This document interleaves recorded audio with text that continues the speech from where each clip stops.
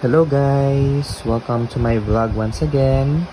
So natanggap ko na guys yung mga pictures ko sa wedding ng aking cousin. So ito na guys yung mga pictures namin together with my loved ones. So itong picture na to guys is nagpa-picture ako sa background ng kasal. So ito guys, yung parang ring background nila, yung may entrance na parang ring. So nagpa-picture ako doon. So ito yung outcome niya guys. So maganda yung ko dito, yung picture. Then ito yung yung next na bago ka pumasok sa simbahan, meron doong parang wall na decorative. So ayan, may mga siya guys, may mga flowers sa likod and the color of the flowers are pink. So kung nakita nyo guys, ayan sa picture. So magandang wedding souvenir namin guys na natanggap.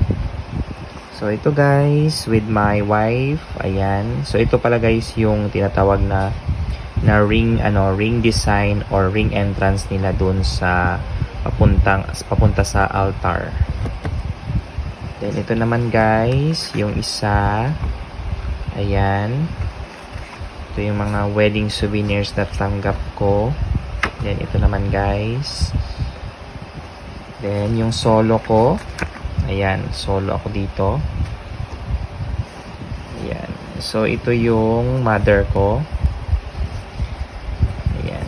So ito yung mga pictures na aming binayaran during the wedding activity. So ayan guys. So bibilhan ko pa siya guys ng frame para para malagay ko to sa frame at para hindi siya guys masira. So kung tatanungin ako if what is my favorite picture, syempre tong solo ko.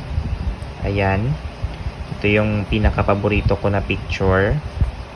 This is only for my sharing guys. So ito yung pinaka-favorite ko na picture.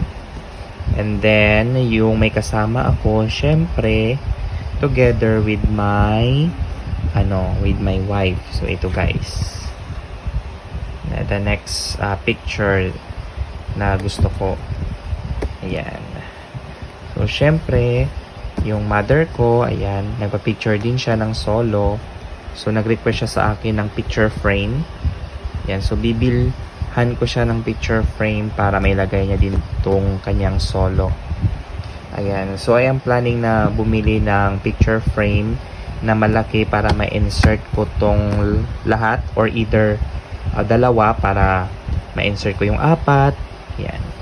So, para hindi picture frame na marami yung mabili ko. Okay. So, ito guys. Ayun. Ayan. So, this is only guys for my sharing about the activity we've done in the wedding activity of my cousin. So, ayan guys. So, yan yung mga pictures na aking na-treasure or natanggap sa sa photographer. Ayan. So, that's all guys. And thank you for watching this vlog.